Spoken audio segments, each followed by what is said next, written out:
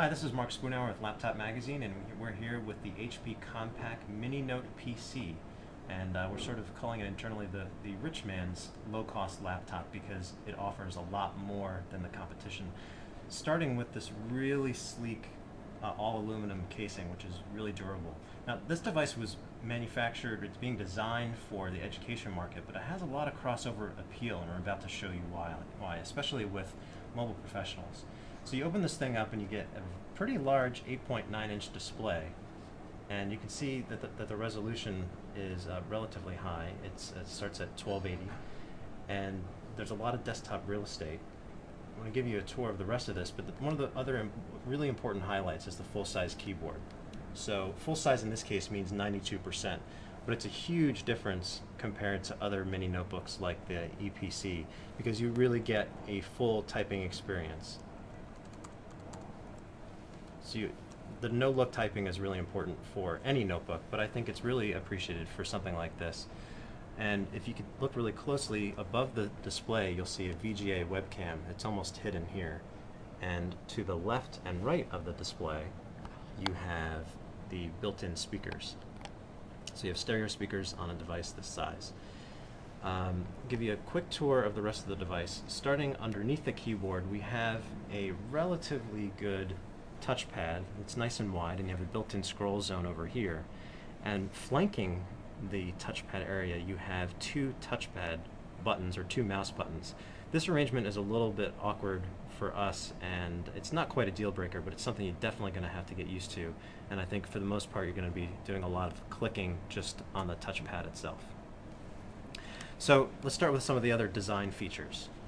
On the left-hand side, you have a VGA port, which is good for hooking up to a full-size display, or presentations if you're giving PowerPoints on the road. See a little fan here. We did notice that in our tests so far that the bottom of the unit gets a little bit warm, but not disturbingly so. You also have a powered USB port that could be used for optical drives, as well as a headphone and mic jack.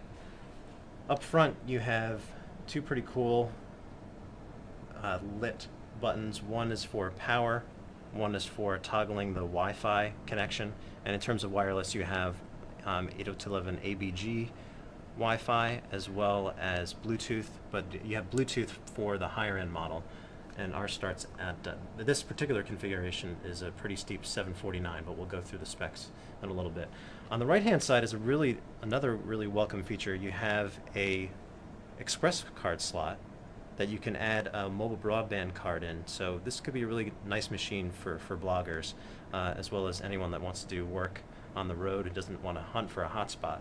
You also have an SD card slot, which is really nice for swapping in pictures from your digital camera. The second USB port over here, Ethernet, and power. So you might notice the little bit of a bulge on the bottom of this system, and that's because we have the 6-cell battery.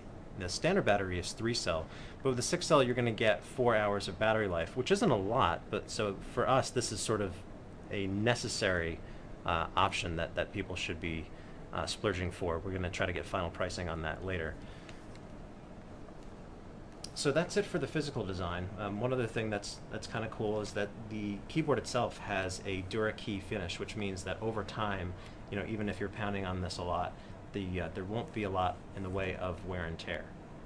So as far as the specs go, we have a 1.6 gigahertz VIA processor, and in our test a lot of the our applications are open pretty quickly, and we've had a pretty good time web surfing on this because of the high resolution of the 8.9-inch panel. We also get, with this particular configuration, a 120 gigabyte hard drive running at 7,200 RPMs, which for us is a little bit of overkill. We would definitely go with maybe the same size running at 5,400 RPMs, or maybe even a smaller size, just so you can save on price, but also battery life, because again, you're getting 4 hours here. We have to complete our tests, but definitely don't necessarily need 7,200 RPMs on a system that's really meant more for content delivery as opposed to content creation.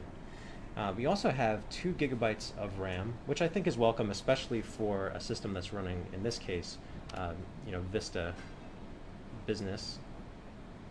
But there are going to be other options for operating systems. You're going to have Vista Basic at the low end on the Windows side, but there's also going to be a $499 configuration of this particular system that's going to be running Linux.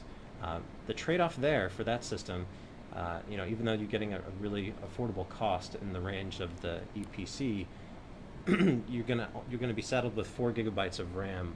A 4 gigabyte SSD drive. So you're not going to have a lot in the way of storage. But we think overall that the Windows system is going to sell a lot better, just because it's a more mainstream OS. But we definitely would like to see the Linux system once that comes through. So that's pretty much it for this particular look at the HP Compaq Mini Note 2133. We'll be putting this system through our paces, and we are going to bring you our test results very soon.